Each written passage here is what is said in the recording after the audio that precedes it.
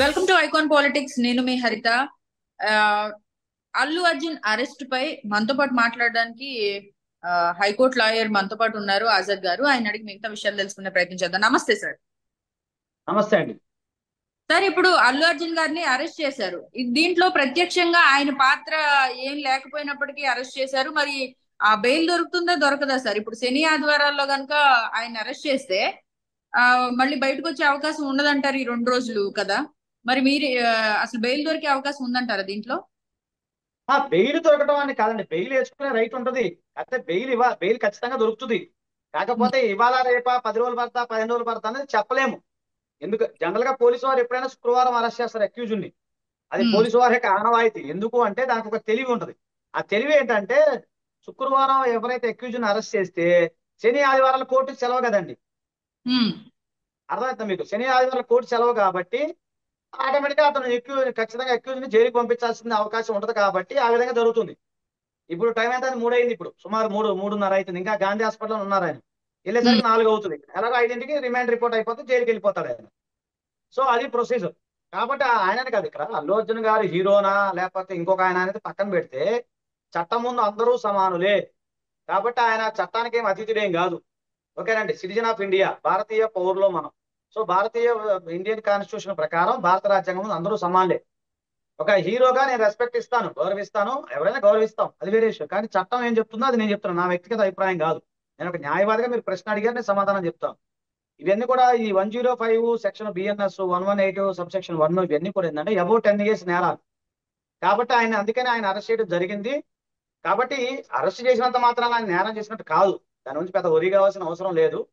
ఈ ఉమ్. సామాన్యంగా ఎవరైతే నేరం చేశారో అందరినీ కూడా ఆ విధంగానే అరెస్ట్ చేస్తారు. కాబట్టి అరెస్ట్ చేశారు. ఇప్పుడు ఆయనకి రిమాండ్ అవుతుంది. తర్వాత ఆయన బెయిల్ యథావిధిగా వేసుకుంటే బెయిల్ వస్తుంది. బెయిల్ రావడం అనేది కాదు, కథ కొద్ది రోజులు టైం పడుతుంది అంతే. అంటే ఈ టైం పట్టిన రోజులు ఆయన పోలీస్ కస్టడీలోనే ఉండాల్సి వస్తుందా సార్? కాదండి, పోలీస్ కస్టడీ అనేది అయిపోయింది. ఇప్పుడు జైల్లో ఉండాలి ఆయన. చెంచులు కూడా జైలుకి వెళ్తారు ఆయన.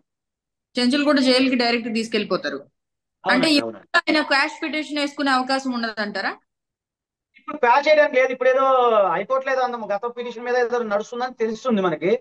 మరి ఉమ్. అది judge discretion power of the judge అండి. అది జడ్జి ఇస్తారా ఎవరా అనేది మనకు తెలియదు. కాబట్టి కోర్టు యొక్క విచక్షణ అధికారాన్ని బట్టి ఆధారపడి ఉంటుంది. కాకపోతే నేను మీకు ఏం చెప్తాను, ఒక కామన్ మ్యాన్ గా ఒక సిటిజన్ ఆఫ్ ఇండియా అరెస్ట్ అయిన వ్యక్తికి ఏ విధంగా ప్రొసీజర్ ఉంటుందో ఆ ప్రొసీజర్ చెప్తున్నాను. ఇక్కడ అల్లు అర్జున్ కాదు అక్కడ. ఆయన ఒక భారతీయ పౌరుడుగా, ఒక భారతీయ పౌరుడు అరెస్ట్ అయితే ప్రొసీజర్ ఏ విధంగా ఉంటుందని నేను మీకు ఎక్స్ప్లెయిన్ చేస్తా ఉన్నాను.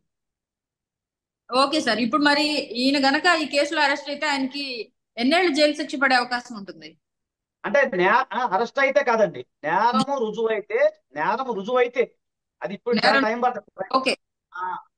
ఫైల్ రావాలి, చాలా 1 2 years టైం పడుతుంది. ఆ ఛార్జ్ ఉమ్. షీట్ పోలీసు వారు వేసిన తర్వాత, దాన్ని చూసిన తర్వాత, మళ్ళీ మన దగ్గర ఉన్న ఎవిడెన్స్ పెట్టిన తర్వాత ఇవన్నీ అయ్యేసరికి దాదాపు 2 years పడుతుంది. ఒక నేరం రుజువైతే 10 years వరకు జైలు శిక్ష పడే అవకాశం ఉంటుంది.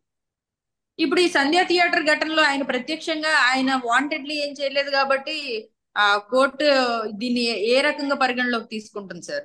అంటే ఇప్పుడు నేను చెప్పలేనండి, అది మీరు అడిగే ప్రశ్న కాదు, నేను చెప్పే సమాధానం కాదు. ఎందుకంటే పోలీసు వారి ఇన్వెస్టిగేషన్ లో ఛార్జ్ షీట్ లో పోలీసు వారు ఏ విధంగా ఛార్జ్ షీట్ ఫైల్ చేస్తారో అవన్నీ చూసిన తర్వాత కానీ మనం మాట్లాడగలుగుతాం. ఇప్పుడు ఓన్లీ అరెస్ట్ వ్యవహారం మాత్రమే మనం మాట్లాడుకోవచ్చు. ఏమంటే ఇప్పుడు కోర్టు వారు ముందు ప్రవేశపెడతారు. ఉమ్. ఒకవేళ హైకోర్టు ఆర్డర్ కనుక వచ్చి అరెస్ట్ చేయకూడదు అని అంటదా లేదని నాకు తెలియదు. ఒకవేళ అలా కనుక ఆర్డర్ రాకుండా ఉన్నట్లయితే యథావిధిగా పోలీసు వారు కోర్టు ముందు ఆధారపరిచినప్పుడు కోర్టు వారు 14 రోజులు జ్యుడిషియల్ రిమాండ్ పెడతారు. సో జ్యుడిషియల్ రిమాండ్ అయిన తర్వాత ఈ మధ్యలో ఆయన బెయిల్ పిటిషన్ రేపో ఎల్లుంటో అవతలంటే మూవ్ చేసుకుంటారు వాళ్ళు. మూవ్ చేసుకున్న తర్వాత అప్పుడు బెయిల్ అనేది అది కోర్టు విచక్షణ అధికారాన్ని బట్టి అప్పుడు బెయిల్ కోర్టు వాళ్ళు ఇస్తారు తప్ప ఇప్పుడు మన చేతిలో అయితే ఏం లేదు. ఈ చట్టం తన పని తాను చేసుకుని వెళ్ళిపోతా ఉంటుంది. అంటే ఈ విషయంలో ఒకవేళ పవన్ కళ్యాణ్ గారు ఇన్వాల్వ్ అయ్యి ఏదైనా చేయడానికి ఉంటుందంటారా అవకాశం? ఇందులో ఎవరి ఇన్వాల్వ్మెంట్ ఉండదండి. చట్టం పరిధిలో ఒక లాయర్లకి, పోలీసు వాళ్ళకి, జడ్జెస్ కి మాత్రమే ఉంటది. కాబట్టి అలా ఎవరు ఇన్ఫ్లుయెన్స్ చేయడానికి ఉండదు. చట్టం మన భారతదేశంలో భారత రాజ్యాంగం ప్రకారం అలాంటివి ఏమి ఉండవు. ఇన్ఫ్లుయెన్స్లు అనేవి ఉండవు, చట్టం ఉండవు. సో ఎవరైనా పవన్ కళ్యాణ్ గారైనా ఎవరైనా సరే, ఆయన అడ్వకేట్ కాదు కాబట్టి ఆయన మామూలుగా ఒక న్యాయవాదిగా ఎవరైతే న్యాయవాద వృత్తిలో ఉన్న వ్యక్తులు మాత్రం దానికి సంబంధించిన ఆర్గ్యుమెంట్స్ అవి చేయగలుగుతారు. అంతే తప్ప పవన్ కళ్యాణ్ గారు ఇంకొకరు అనేది ఏమి ఉండదండి. చట్టంలో అలా ఏమి ఉండదు. వాళ్ళకి అయితే ఎలాంటి రైట్స్ ఉండవు. ఇప్పుడు గనక పోలీసులు అరెస్ట్ చేస్తే ఒక 14 రోజులు ఉండాల్సి వస్తుందా సార్? అలా కాదండి. ఇప్పుడు రిమాండ్ రిపోర్ట్ లో ఏముందనేది నేను చూడాలి. నేను కూడా చూడలే, ఎవరు చూడలేదు.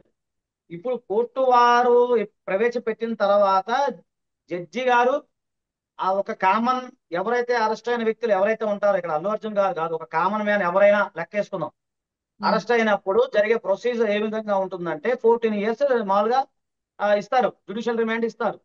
ఈ 14 డేస్ జుడిషియల్ రిమాండ్ ఇస్తారు. ఈ లోపల మనం అది మామూలు ప్రొసీజర్, అది చట్ట ప్రకారం ప్రొసీజర్. మళ్ళీ 14 days తర్వాత మళ్ళీ కోర్టుకు రావాల్సి ఉంటుంది. ఈ లోపల ఏదైనా ఇన్వెస్టిగేషన్, పోలీసు వారు ఏదైనా వాళ్ళ ఇన్వెస్టిగేషన్ లోనో కస్టడీ పిటిషన్ అవన్నీ జరుగుతూ ఉంటాయి. అది రూల్ అది. సో 14 days టైం అనేది కామన్ గా ఉంటుంది. అది ఈయన ఉంటుందా లేదనేది తర్వాత చూడాలి. మనం 5 తర్వాత మనం మాట్లాడుకోవాలి, 5 తర్వాత ఆ తర్వాత మాట్లాడుకోవాలి. ఇప్పుడైతే మాట్లాడుకోవడానికి లేదు. ఇంకా ఆయన గాంధీ హాస్పిటల్లో ఇంకా వైద్య పరీక్షలు చేస్తారు. ఎందుకంటే ఎక్యూజ్డ్ అనారోగ్యంగా ఉన్నాడా లేదా, ఆయన ఎత్తు బాగాలేదా అనేది కామన్ గా ఎక్కడైనా వైద్య పరీక్షలు చేస్తారు. ఎవరు అరెస్ట్ అయిన వ్యక్తులకి వైద్య పరీక్ష అనేది కామన్. ఆ ప్రొసీజర్ నడుస్తూ ఉంది నాకు తెలిసి. అయితే ఇప్పుడు ప్రధానంగా మెయిన్ ఆరోపణ సంధ్య థియేటర్ కి వితౌట్ ప్రయర్ ఇన్ఫర్మేషన్ వెళ్ళారనా, లేకపోతే ఆ ఇతను వెళ్ళడం వల్ల అక్కడ న్యూసెన్స్ జరిగి ఆవిడ చనిపోయారని అరెస్ట్ చేశారా సార్? అదేనండి, అంటే ఇప్పుడు మీకు ఏదైనా క్లారిటీ చెప్పడం, రిమాండ్ రిపోర్ట్ అనేది మన చేతికి వచ్చినప్పుడు మనం చెప్పగలుగుతాం ఒక పాయింట్. ఇప్పుడు వాళ్ళు చెప్పిన ఏదైతే ఉందో వాళ్ళు చెప్పారు కదా, ఇప్పుడు వాళ్ళు చెప్పేది ఏం చెప్తున్నారు, మాకు ఎలాంటి ఇంటిమేషన్ ఇవ్వలేదు, ఉమ్, ఓకేనండి. సో మాకు ఎలాంటి ఇంటిమేషన్ ఇవ్వలేదు కాబట్టి అక్కడ ఒక మహిళ చనిపోవడానికి కారణం ఈయన ఇండైరెక్ట్ గా అని చెప్పేసి వాళ్ళు చెప్తా డిమాండ్ మనకు తెలుస్తా ఉంది. ఇంకా మనం బ్రీఫ్ గా కావాలంటే రిమాండ్ రిపోర్ట్ అని ఒకటి వస్తుంది. ఇప్పుడు ఆయన అరెస్ట్ చేసినప్పుడు పోలీసు వారు అల్లు అర్జున్ గారికి ఒక రిమాండ్ రిపోర్ట్ ఇస్తారు, ఆయన చేతికి ఇస్తారు. అందులో ఎందుకు అరెస్ట్ చేశారు, ఏం జరిగింది అనేది అందులో క్లియర్ ఉంటుంది. అది చూసుకొని మనం ఇంకా వివరంగా చెప్పగలుగుతాం. అది సాయంత్రం మీకు 5:30 వస్తుంది బయటికి.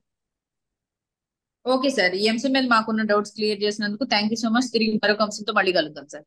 Thank you.